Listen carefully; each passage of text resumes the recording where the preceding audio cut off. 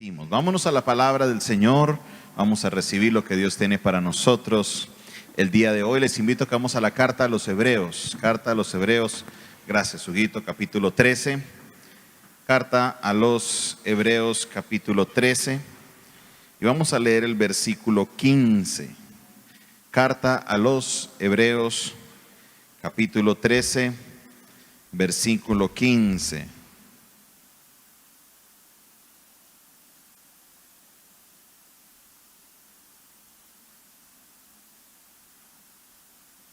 Cuando lo encuentre me regala un amén. Dice la palabra del Señor. ¿Lo puede leer conmigo en voz alta? Es solo un versículo que vamos a leer. ¿Lo tiene? Dice la palabra de Dios. Así que ofrezcamos siempre a Dios por medio de Él sacrificio de ¿qué? Es decir, fruto de labios que confiesan su nombre. ¿Qué nos dice el texto? Así que ofrezcamos ¿qué? Sacrificios de alabanza. Dígalo fuerte conmigo. Sacrificios de alabanza. Los escucho una vez más. ¿Qué ofrecemos? ¿Qué son sacrificios de alabanza? Aquí es donde viene la pregunta, porque la palabra nos dice ofrezcamos sacrificios de alabanza. Entonces, algunos tienen una idea de lo que puede ser sacrificios de alabanza. ¿Y dónde entramos en la controversia o en la dificultad? Resulta que en los años 90 o antes de los años 90, en la iglesia se hablaba de los instrumentos sagrados y los instrumentos no sagrados o algunas veces satánicos. Por ejemplo, recuerdo yo que en aquella época solamente se cantaba con la guitarra y el piano. La batería era un instrumento del diablo, no se podía tocar. La guitarra eléctrica tampoco, solo la guitarra acústica. Por esos tiempos Colombia fue pionera en la música. El grupo Los Voceros de Cristo, que eran colombianos, se dieron a conocer alrededor del mundo. Un dúo de Eduardo Gómez y Álvaro Gómez, Eduardo Silva, que cantaban de una manera impresionante y eran súper diestros en la guitarra. El dúo José José, los hermanos Alvarado. Usted escucha la música de esa época, todo era música muy clásica, solo la guitarra se permitía, si mucho el órgano, el piano, pero no el piano eléctrico, sino el piano acústico. Y también de vez en cuando, si había un misionero que tocaba el acordeón, iba a cultos a tocar el acordeón, pero no que sonara como vallenato, no, tenía que sonar de una manera especial porque no era permitido. De repente empezó a surgir un movimiento que en algunos casos se piensa que Marino fue uno de los grandes pioneros de ese movimiento cuando saca su canción La Gran Tribulación. Si usted tiene un tiempo en el Evangelio, estoy seguro que usted ha escuchado esa canción. Si usted nació en el Evangelio, estoy seguro que sus padres lo atormentaron con esa canción también. Una canción que ya introdujo la guitarra eléctrica, el piano, la batería. Stanislao, un hermano italiano que su familia lo llevó a Venezuela muy joven. Cuando saca este disco, fue tanta la persecución que le hicieron que Stanislao Marino se tuvo que ir de Venezuela y se pudo refugiar en Puerto Rico, donde por mucho tiempo hizo su ministerio. Él ahora está en el estado de Texas, en los Estados Unidos. Eso era lo que pasaba en esa época. De ese movimiento salen otros cantantes como Palabra en Acción, que tenía como líder de alabanza a un joven conocido como Juan Carlos Alvarado, Marcos Witt, y empieza todo este mover de la música de aquella época que lo conocimos como el mover de alabanza y de adoración. Ese mover fue tan grande, tan fuerte, que a nosotros nos quedamos con esa terminología, que la parte musical del culto se llama la parte de alabanza y de adoración. Hermana Zoraida, ¿cuáles son las canciones de alabanza para este domingo? Todas las canciones que son rápidas. ¿Cuáles son las canciones de adoración? Las canciones que son lentas. Entonces nosotros, y esto solamente pasa entre los cristianos, creemos que la alabanza y la adoración son un género musical, que es un estilo de música. Cuando usted va a un conservatorio de música, cuando usted va a un lugar donde hay músicos profesionales, dice, venga, tóqueme una alabanza, y ellos van a mirarlo, ¿una qué? Vean, es la que se toca así. Cantaré al Señor por siempre. Eso es un pop, es un rock. Ese es el verdadero nombre de ese estilo de música. Una marcha. Ay, una adoración. ¿Cómo así? ¿Cómo se toca la adoración? Y empieza, vine a adorarte. Eso es una balada. Ese es el nombre oficial del género musical, la balada. Usted le dice a un músico, mire, toque esta canción en balada y se la va a tocar igual como suenan las canciones de adoración. Pero eso no es la alabanza y la adoración. ¿Se puede alabar a Dios por medio de la música? Claro que sí. ¿Se puede adorar a Dios por medio de la música? Claro que sí, pero la alabanza y la adoración no están limitadas a la música. Es más, hay canciones rápidas que son de adoración y hay canciones que son lentas que son de alabanza, porque lo que importa no es el estilo musical sino el contenido. Eso es lo que hace la música de la iglesia diferente, el contenido que tiene en sus letras. ¿Qué es alabanza? Aquí el autor de los Hebreos nos da una pista porque nos dice sacrificio de alabanza, que es fruto de ¿qué? De labios que confiesan su nombre. Son palabras, cosas que salen de mi boca. Mire que no dice son canciones rápidas, dice fruto de labios que confiesan su nombre. Tanto la alabanza como la adoración comparten esta característica. Son palabras que salen de mi boca, son cosas que yo expreso. En el caso de la alabanza, son cosas que yo expreso de Dios. Cosas, palabras que salen de mi boca de Dios, alabando o engrandeciendo a Dios. No puedo utilizar alabando para definir alabar, eso sería incorrecto. La alabanza son palabras que doy de Dios por lo que Dios ha hecho. La adoración son palabras que hablo de Dios por lo que Él es. Esa es la diferencia entre alabanza y adoración. Reconocer lo que Dios hace y reconocer lo que Dios es. Hay una diferencia entre las dos. Dios es santo. Dios es grande. Dios es poderoso. Dios es sabio. Dios es soberano. Todo eso es lo que Él es.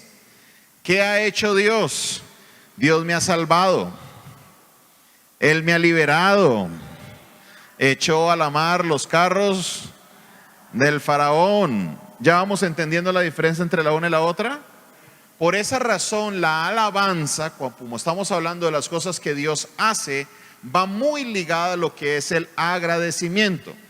La alabanza no se limita al agradecimiento, pero está muy conectada al agradecimiento. Salmo capítulo 100. Salmos 100.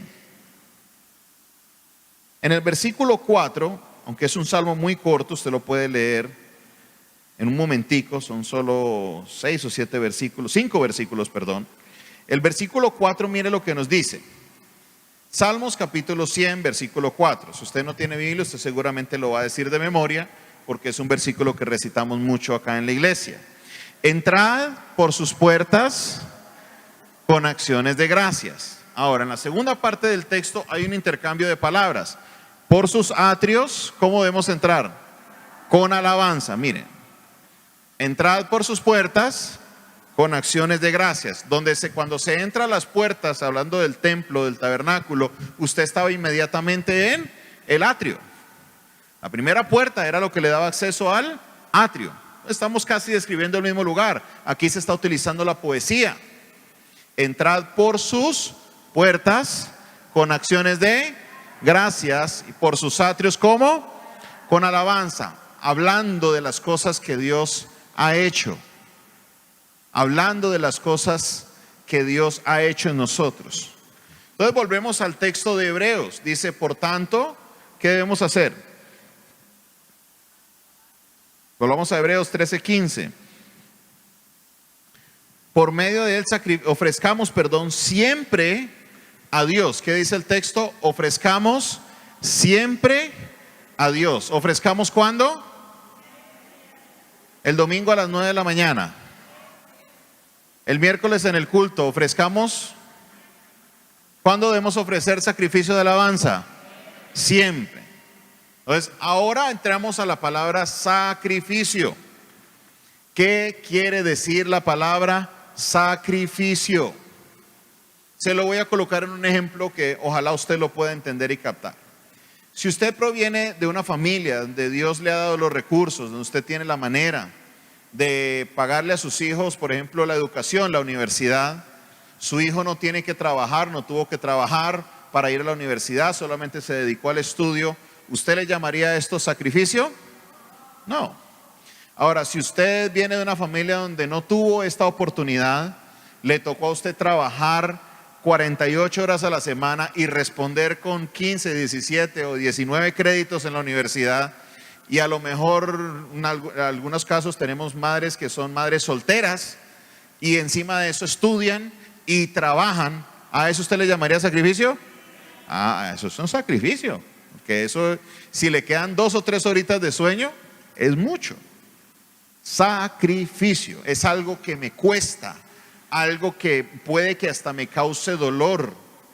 David tenía una situación con Dios y él ve que el ángel está en un terreno específico y se va para allá donde está la tierra de Ornán y habla con él, le dice: Ornán, necesito presentar un sacrificio, necesito este pedazo de tierra, necesito la leña, necesito el becerro, necesito que me lo vendas. Y el Señor le dijo: no, ¿cómo se le ocurre, señor rey? Usted es el rey, ¿cómo le voy a vender eso a usted? Tome lo que usted quiera. ¿Quiere becerro? Se lo doy. ¿Quiere grano? Se lo doy. Lo que usted pida, se le tiene. ¿Y qué le respondió David? ¿Qué le dijo David a él, a Ornán? Le dijo: perdón, seré muy rey, pero a Dios, si le voy a dar algo, tengo que darle algo que me cueste. Porque lo que iba a presentar David era un sacrificio. Sacrificio es algo que se da y nos cuesta. Nos cuesta darlo.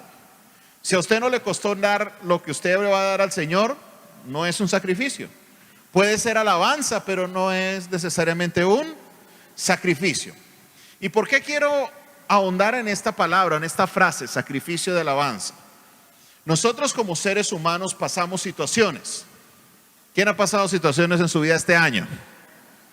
Las manos, los pies, no levanto el otro porque me caigo. Todos pasamos situaciones, pruebas, dificultades. ¿Qué hacemos nosotros en ese tiempo de prueba y dificultad? Yo sé que usted en la oración dice: Señor, te doy gracias por este día, porque así usted ha empezado su oración toda su vida, ¿o no? ¿Usted le da gracias a Dios por la vida o no? No, yo acostumbro a hacerlo. Pero uno arrancar una oración, ya no lo digo porque realmente me nace, sino porque ya tengo la costumbre de cada vez. Usted me dice dormido: pastor, ore, y yo arranco: Señor, gracias por la vida, gracias por la salud, gracias por el nombre de Jesús, amén. Dormido lo hago, porque es algo que lo he venido haciendo por mucho tiempo. Pero la pregunta es: ¿será que realmente me nace del corazón decir eso? Y aquí voy a hablar por mí. Yo no sé, no puedo hablar por usted, pero por lo general ya no siento lo mismo como lo que dije, como cuando lo dije por primera vez. Porque la tendencia mía es que si las cosas están mal, ¿cómo va a ser mi oración? Señor, ¿por qué a mí? Yo te sirvo, Dios. Todo el tiempo que le dedico, Dios, a predicar tu palabra, a hacer esto, a ayudar a la gente, y a mí. Yo sé que usted a lo mejor no cree que uno ora así, pero yo en el micrófono oro de una manera, pero a veces uno en privado, ¿o no? Tenemos que hablar, tenemos que ser honestos, ¿o no? Claro. O entramos en la oración de la oveja: Señor, ayúdame, levántame, restáurame, ayúdame, provéeme, protégeme, tódeme. Porque estamos pasando un tiempo difícil. ¿Nos dan ganas de alabar a Dios cuando las cosas están difíciles? A carta cabal, no nos dan ganas. Y aquí es donde nos dice el texto que presentemos siempre sacrificios de alabanza. A veces nos cuesta dar alabanza, pero es necesario que lo hagamos. Estamos en esta última parte del libro de la carta, a los Hebreos. Y si usted mira, tiene un subtítulo importante. Los traductores le colocan un subtítulo que dice: deberes cristianos. Cosas que los creyentes, que los seguidores de Cristo deben tener presente. Y dentro de todas, usted lo mira, pareciera que fuera proverbios. Son como pedacitos de sabiduría durante todo el texto. Y de entre esos pedacitos de sabiduría le dice: siempre, por favor, siempre, no se les olvide presentar sacrificios de alabanza. En todo tiempo, cuando las cosas están bien y cuando están mal. ¿Cómo lograr ser yo agradecido cuando las cosas están difíciles? Y es aquí donde nosotros tenemos que mirar cuál es nuestra naturaleza. Los ancianos, los abuelos tienen mucha sabiduría en sus dichos. Y uno de esos dichos que impacta mi vida mucho es: nadie sabe lo que tiene hasta que lo pierde. Nadie sabe lo que tiene hasta que lo pierde. Nosotros nos acostumbramos a ciertas comodidades en la vida y pensamos, las damos por hecho. Esperamos que las cosas tienen que ser así. Estamos en la casa con los padres y esperamos de que siempre la mamá nos haga la comida. Y tiene que ser una comida que me gusta. Cuando le servían la sopita de cebada o los uyucos. A mí me gustan los uyucos, pero sé que a muchos no les gusta. Mamá es rola, entonces a veces nos hacía las habas, los cubios, la sopa de avena, y uno como que, esa sopa. Otra vez. Un buen día, tenía 23 años de edad. Estaba viviendo solo en el estado de Kentucky, ya me había ido de la casa de mis padres. Estaba pasando un tiempo difícil. Me dio por llamar a mi mamá, me había olvidado de ella.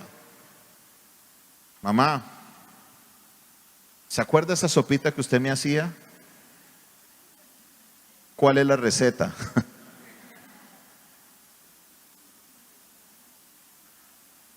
Y así aprendí a apreciar las cosas que cuando pequeño para mí eran obligación de ella hacerlas.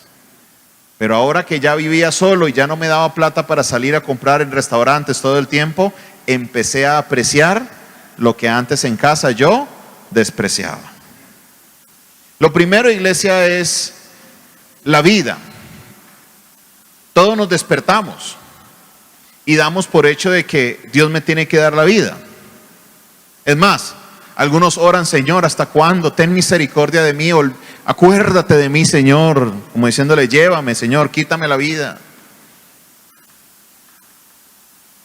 Y resulta que la vida es un privilegio que tenemos. Y la Biblia nos dice que tanto la vida como la muerte están en manos ¿de quién? De Dios. Muchas veces me toca oficiar ceremonias funerarias. Y especialmente recuerdo una de un joven que venía a la iglesia. Tenía 37 años cuando falleció. Yo también ese año tenía 37 años. Y mientras oficiaba la ceremonia, yo sentía que la voz del Espíritu Santo me decía: ese podías haber sido tú. Y hice esa ceremonia con un nudo en la garganta, una cosa impresionante. Y de ahí en adelante, cada vez que me corresponde hacer una ceremonia de una persona, así no la conozca, pero esté cerca a mi rango de edad, me acuerdo que yo podría ser esa persona que está ahí. Y cuando tengo 40 años, cuando uno tiene mi edad, uno cree que va a vivir para siempre. Uno tiene toda la vida para alcanzar lo que uno quiere, que mañana uno va a vivir normal y uno asume riesgos. Si uno vive la vida, se es un poquito irresponsable porque uno cree que uno va a vivir para siempre. Pero no es así. Una noticia que este año me conmovió mucho es la noticia de este joven Andrés Balanta, creo que se llamaba, 22 años, jugador de fútbol, caleño. 22 años. No lo mataron, No estaba enfermo, estaba bien, era jugador de fútbol de alto rendimiento. Y de repente, el Señor dijo, no más. Y el Señor lo llamó a su presencia. Cuando veo esos casos, no sé, una vez, no sé si lo escuché o no sé cómo me llegó esta idea a la cabeza. Pero para mí, la vida es como una cuenta bancaria en la cual Dios todos los días me deposita 24 horas de saldo. Si mañana yo me despierto es porque Dios quiso y me consignó mis 24 horas más de vida. No asumo de que Dios tiene que hacerlo, ¿no? Porque Dios no está obligado a hacer nada. Pero Dios en su amor y en su misericordia me permite un día más de vida. Yo por eso me levanto y le digo, Señor, te doy gracias por este día. Te doy gracias y busco maneras diferentes de decirla para no caer en la repetición, para no caer en lo que la Biblia llama las vanas repeticiones, que uno repite las cosas tanto tiempo que le pierde uno el sentido a lo que uno dice. ¿Cuánto le dan gracias a Dios por la vida? Yo estoy agradecido con Dios por la vida. Si usted no siente estar agradecido, le invito a que saliendo de aquí vaya a una funeraria. Muchos dirían, no, hoy es día de fiesta, estamos en plena Navidad, ¿cómo no se va a morir gente? Vaya, dése la vueltica. Allá hay muertos. ¿O es que la gente no se muere en Navidad? Sí. Porque para la muerte no hay festivos. El día que es, ese día es.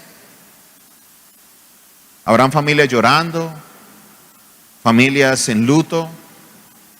Y es ahí donde usted se dará cuenta que realmente la vida es un regalo de Dios.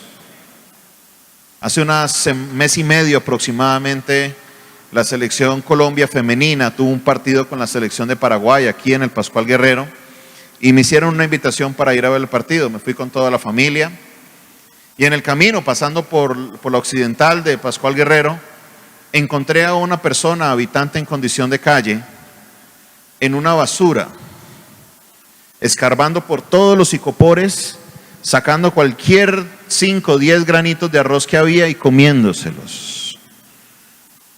Y en ese momento tuve que hacer una pausa. Estaba con mis hijos. Y fue un momento impactante. ¿Por qué? Porque es un momento en el cual uno se confronta. A veces oramos, Señor, te damos gracias por los alimentos, en el nombre de Jesús, amén. Pero lo hacemos repetitivo. Hay personas que se van a dormir sin comer un plato de comida. Y la pregunta que me hice en ese momento es, ¿cuántos días o cuánto tiempo llevará esta persona sin comer para llevarse a esa condición de escarbar en toda la basura? ¿Sabrá Dios qué enfermedad tenía la persona que se comió esa comida? Que hay enfermedades que son transmisibles por medio de la alimentación. Que sin saber, sin importarle, escarba y coma. A veces tenemos el arrocito con frijol, el frijol con arroz y el calentado para variar. Señor, ¿hasta cuándo esto? A veces nos toca el arroz con huevo. ¿Cuántos han estado en dieta de arroz con huevo a veces? Para mí es uno de los manjares que hay en la vida. Aprendí a disfrutarlo, el huevo con arroz. Y a veces los huevos pericos para variar, porque no hay más. Pero hay para alimentarse. Yo le doy gracias a Dios porque, vea, en este año con todas las dificultades que han habido, me compré esta camisa, me quedaba floja antes. Y si me río de una mala manera, un botón puede salir y sacarle un ojo a alguien. El Señor ha proveído todas nuestras necesidades alimenticias. Nada nos ha hecho falta porque Dios ha sido nuestro proveedor. Yo le doy gracias a Dios por todo lo que Él nos da. Amén.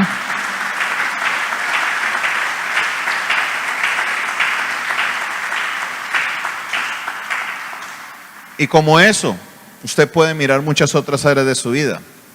El vestido, su familia, sus hijos, su esposo, su esposa. Dele gracias a Dios. Sea agradecido con Dios, porque nos permite estar en un país donde se puede predicar el evangelio. Hay países donde usted lo ven con este libro y lo mandan a matar, porque no es permitido hacerlo. Gracias a Dios que nos permitió vivir en Colombia, con todos sus problemas, con todas sus situaciones, pero hoy le podemos predicar y hablar de la palabra de Dios con libertad en este lugar. Yo le doy gracias a Dios. Debemos aprender a ser agradecidos. En el libro de Lucas, o Evangelio según San Lucas capítulo 17, nos encontramos con una escena interesante.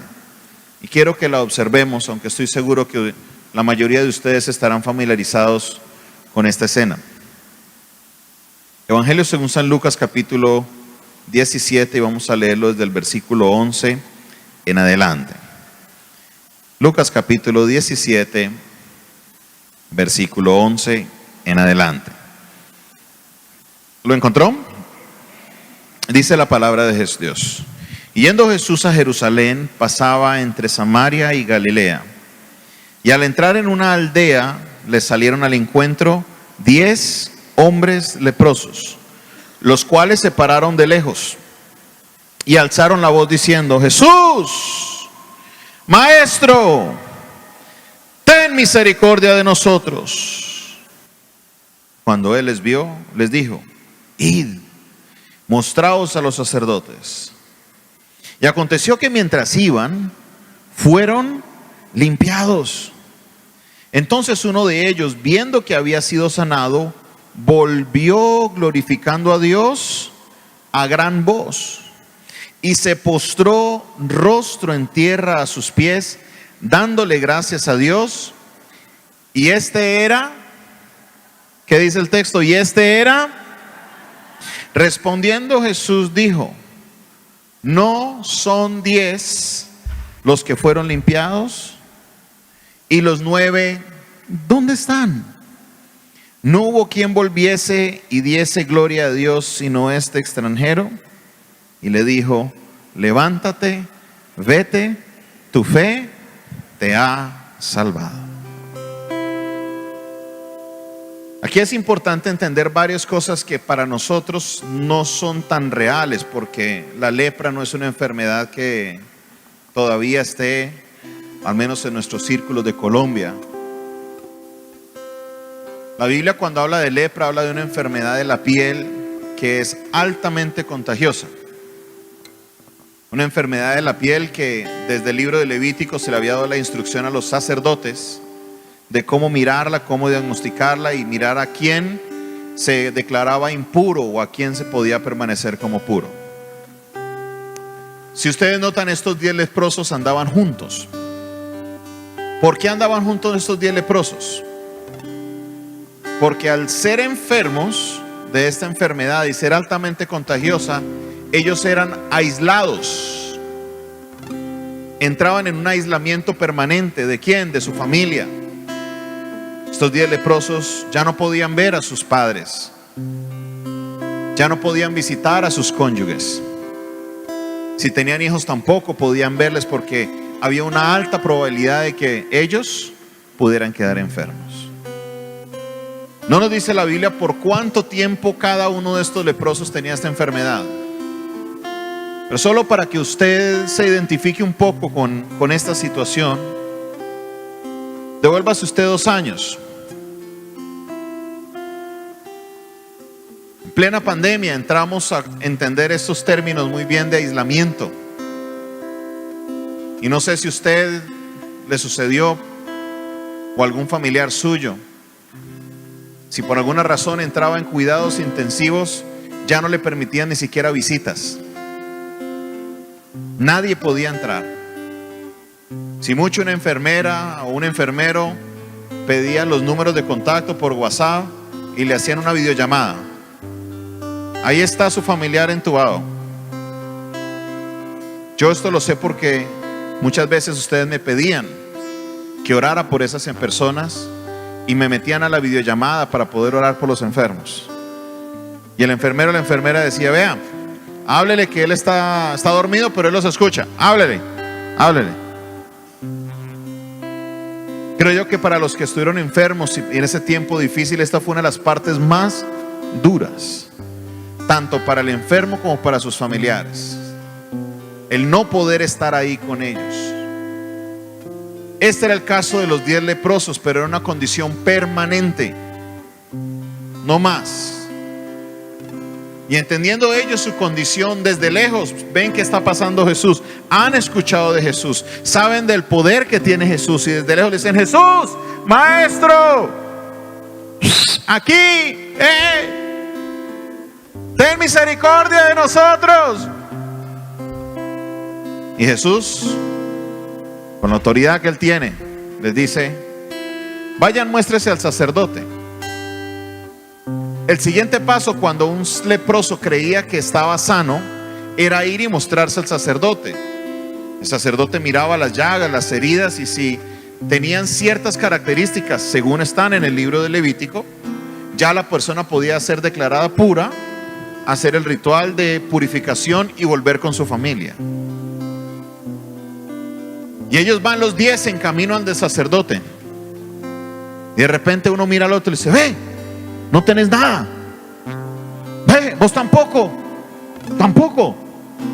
Todos quedaron con su piel completamente sana. Y los 10 siguieron su camino, pero uno de ellos se devolvió y dijo: yo tengo que darle las gracias a Jesús. ¿Por qué razón los otros 9 siguieron derechos? Recuerde que ellos estaban en aislamiento, no habían visto a sus familias, no habían visto a sus amigos. Si el sacerdote los declaraba puros, ya podían regresar. A veces es fácil sentarnos y decir: no, es que esos eran unos ingratos. No, a veces nos pasa así, que por andar en el corre-corre de nuestras cosas, no paramos para darle gracias a Dios. Se nos olvida darle las gracias a Dios. Pero uno, y para rematar, era samaritano, no muy bien visto por los judíos, se devolvió, poniendo en pausa volverse a ver con su familia, poniendo en pausa poder volver al templo, porque no podía ni siquiera entrar al templo, poniendo en pausa regresar a su vida normal. Dijo: lo que me sucedió es tan grande que no puedo seguir sin darle las gracias a aquel que me dio la sanidad a mi vida. No puedo. Y se devolvió mientras los amigos le decían: vea, seguro le dijeron: vea, no sea bobo. Digo: chica, después le da las gracias, hermano. No sabemos, el texto no nos lo dice, pero por lo general cuando uno se aparta del grupo, los otros 9 como que: vea. Los otros 9 siguieron su camino, pero este agradecido volvió y dijo: gracias. ¿Dónde están los otros 9? Dice Jesús. ¿No hubo quien volviese y le diese la gloria a Dios sino este extranjero? Hoy el Señor nos invita para que hagas una pausa en tu vida. Y hoy, último domingo del año 2022, hoy es el último domingo de este año. Usted puede hacer una pausa y puedas dar gracias. Darle las gracias a Dios. Empezar a vivir una vida de agradecimiento. Por 2 razones importantes. Número 1, porque esto le agrada a Dios. La vida del creyente debe ser una vida que agrade a Dios. ¿Cuántos quieren agradar a Dios? Ahí usted tiene una manera de agradar a Dios. Viva agradecido. Bendeciré a Jehová en todo tiempo, dice el Salmo 34. Su alabanza estará el domingo a las 9 de la mañana en mi boca. ¿Cuándo? De continuo. En otras palabras, constantemente mi boca dará alabanzas a Dios, proclamando las cosas grandes que Dios ha hecho en mi vida, proclamando las cosas poderosas que Dios ha hecho en mi vida. Yo no sé usted, pero este año Dios ha sido maravilloso conmigo. En este año Dios ha sido fiel conmigo. En este año Dios ha sido maravilloso conmigo. En este año Dios ha sido sobrenatural conmigo. Yo le doy gracias a Dios por su obra maravillosa. Agradecido estoy con Dios. Número 2, La alabanza es algo poderoso. Y esta frase es muy real. El problema es que a veces la sacamos de contexto. Porque al entender que la alabanza es algo poderoso, pensamos que las canciones rápidas de la alabanza son poderosas, o que el grupo de alabanza puede ser poderoso. Puede serlo, pero eso no es lo que quiere decir esa frase. Lo que quiere decir la frase que la alabanza es poderosa es que cuando usted enfoca su mente en hablarle las cosas grandes que Dios hace, la batalla que se libra en la mente. Yo no sé si a usted le pasa, pero a mí me pasa mucho que vienen pensamientos negativos a tratar de dañarle a uno el día, a tratar de uno dañarle la relación en el matrimonio, a tratar de uno dañarle la relación con sus hijos, a tratar de uno estarle molestando todo el tiempo. Vea, usted hace esto, vea, usted es así, vea, usted es asá. Pero cuando yo logro abrir mi boca y alabar a Dios por las cosas que Él hace, ese arma apaga todos los dardos del enemigo, calla la voz del enemigo y usted puede ganar esa batalla. ¿Por qué? Porque alabar a Dios es algo poderoso. Exaltar a Dios es algo poderoso. Exáltate, oh Dios, si sean esparcidos todos tus enemigos. Alabar a Dios te ayuda. Máxime en esta temporada donde hay una crisis de salud mental a nuestro país. Les he venido hablando en las últimas semanas de este problema. Y lo hablo no porque para que usted lo mire solo hacia afuera, porque es fácil mirar los problemas de otro. Es porque yo sé que aquí en este momento en el auditorio hay personas padeciendo depresión. Hay personas padeciendo ansiedad. Puede que usted no lo tenga diagnosticado todavía porque le da miedo ir a donde un profesional, pero los síntomas están. Un arma poderosa ante la depresión, ante la ansiedad, quiero decirle, es alabar a Dios en todo tiempo. Hablar de las cosas grandes que Dios hace. Cuando el enemigo le dice, usted no sirve para nada, vea, todo el mundo se fue, todo el mundo lo abandonó, mire, claro, por eso es que usted es así, por eso es que va a repetir el mismo error. Yo digo, Señor, tú eres grande, tú me has salvado, Señor, diste tu Hijo Jesucristo por mí, Señor, me rescataste del lodo cenagoso, Señor, estás haciendo tu obra poderosa. Créame que usted podrá vencer esa batalla contra la depresión, usted podrá vencer esa batalla contra la ansiedad, porque tenemos un Dios grande y poderoso, y mi boca proclamará las grandezas de Dios constantemente. Aleluya, aleluya, aleluya, aleluya, iglesia.